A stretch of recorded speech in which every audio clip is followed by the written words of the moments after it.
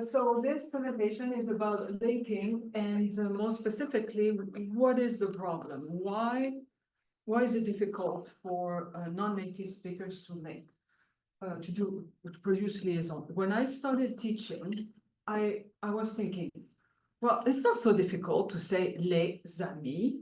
So what's going on here?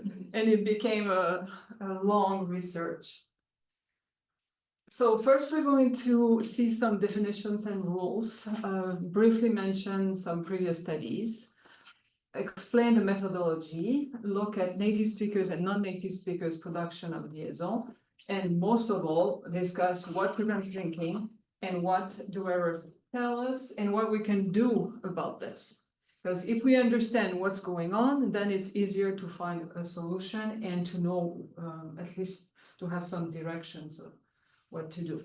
So before going any further, let's see the 4 types of linkings in French, just in case not everybody knew about them. There are obligatory liaison, enchaînement, optional liaison, and forbidden liaison.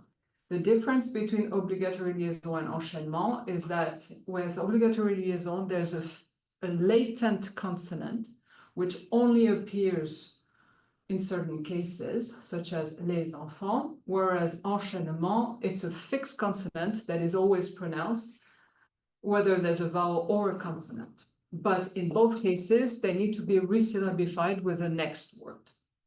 We will not mention the rest because we don't have much time. In order to master the liaison system, there are 3 and probably more liaison contexts and competencies that speakers should have.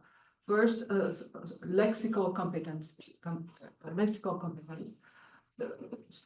Students or people need to know the words themselves, especially in fixed expressions, such as petit à petit and so on. So if they don't know the words, if they read them, they don't know how they're supposed to pronounce them. Then there are phonetic rules.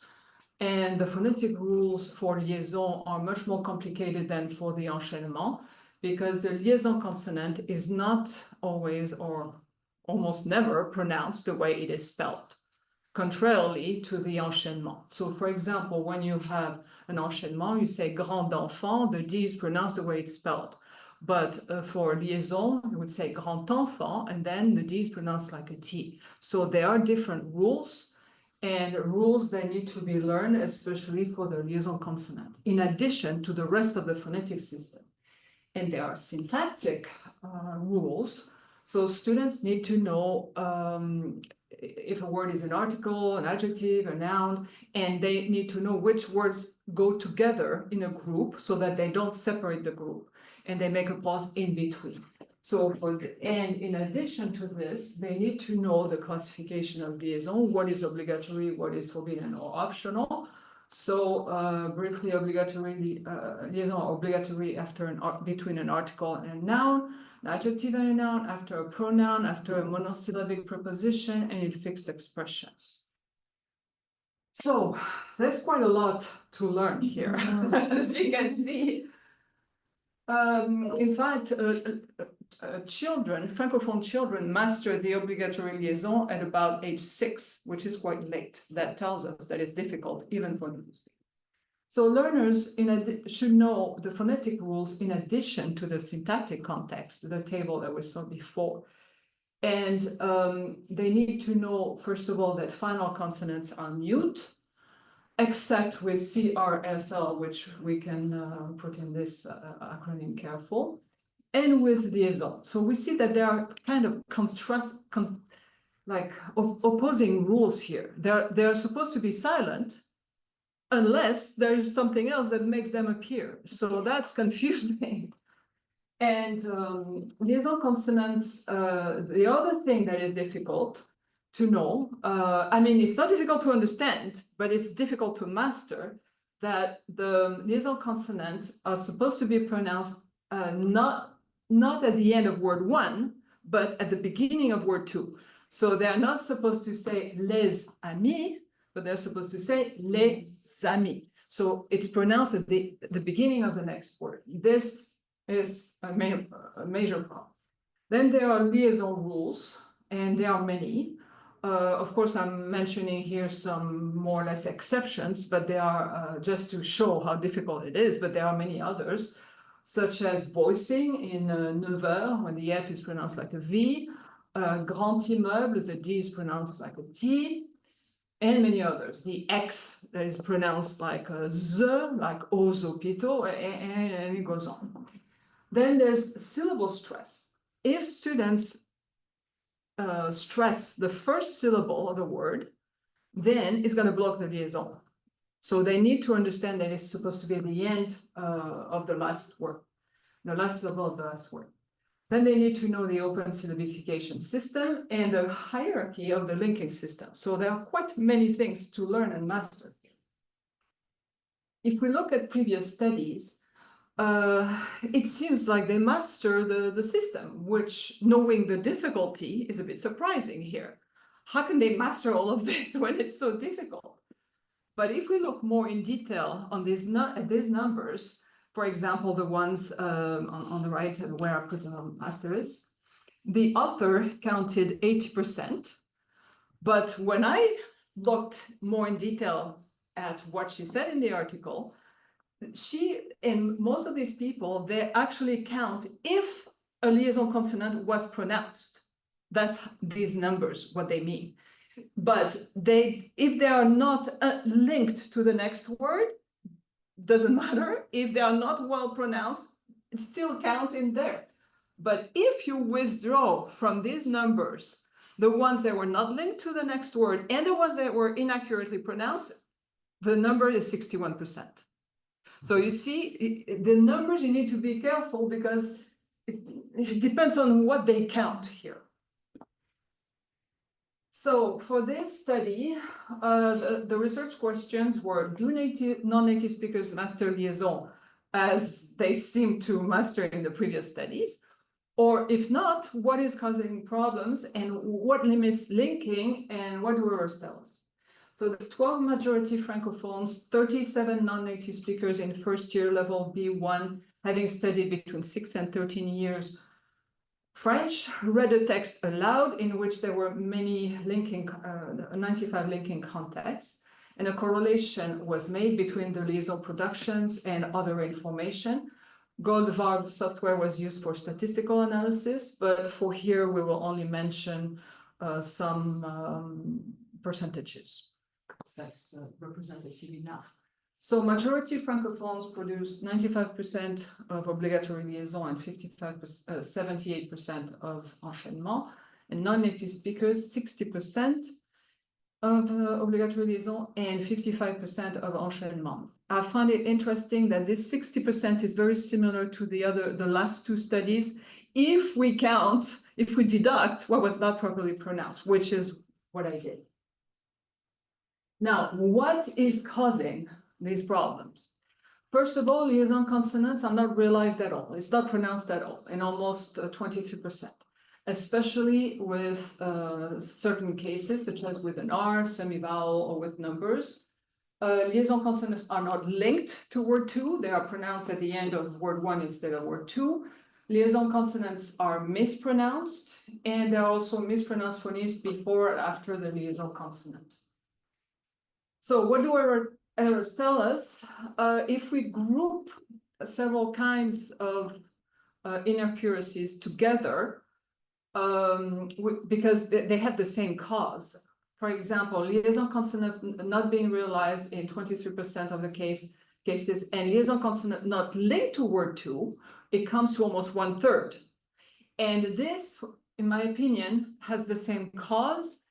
The words are pronounced separately, like they would be pronounced if they were alone. And this is partly the influence of the writing system. So they read them the way they are written, and partly because of the English syllabification system.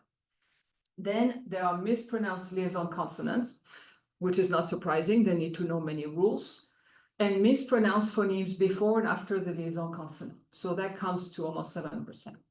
But all of this together shows that there's a general lack of knowledge of the phonetic system, especially the link between graphemes and phonemes. The pronunciation of final consonants when they are mute versus pronounced. There's a confusion between the fixed consonant and the latent consonant, so between liaison and enchaînement. For them, it's difficult to pronounce nasal vowels, semi-vowels, and R. And also the main exceptions need to be learned, especially devoicing, voicing, denasalization. And in general, what is different in English is creating difficulty. So this is not surprising. So final consonants are pronounced in English, they are not in French, except with the exceptions. There are some non-existent phonemes that are difficult to pronounce, U, R, or the nasal ones, and everything else, especially liaison, doesn't exist, so it's a problem. So what do errors tell us? Errors tell us that pronunciation needs to be taught and practiced in form-focused activities. The students sometimes had studied French for 13 years, and they got like 50%. So they were in immersion for all this time. So it means that speaking in itself is not enough to master this. It needs to be taught in form-focused activities. And more precisely, instructors need to concentrate on the pronunciation of final consonants when they are mute and when they are not. Nasal vowels are particularly problematic, especially un, but the other ones as well. Semi-vowels like vieille, oiseau, all of the semi-vowels. And also the segmentation system, how to syllabify. This needs to be taught, and usually it's not, or it's not enough. And then exceptions and numbers, and especially sequences with numbers, because if numbers are seen alone, everybody can say 1, 2, 3, 4, and so on, more or less. But when being asked to pronounce them in a sequence, then they're going to say 6 heures, for example, or 9 heures. So they make two mistakes. They pronounce the F instead of the, and they don't link it to the next words. So this type of thing requires a lot of practice. Implications for teaching, linking should be taught at the same time as the vocabulary and grammar. For example, when studying pronouns, special attention should be put on their pronunciation. For example, nous avons, il, vous, aime, tout est pareil. When studying adjectives and the agreement of adjectives, instead of mentioning that feminine needs an E, then there should be oral exercises, especially with nasal vowels. The use of the phonetic alphabet and dictations, especially syllable by syllable, would be useful.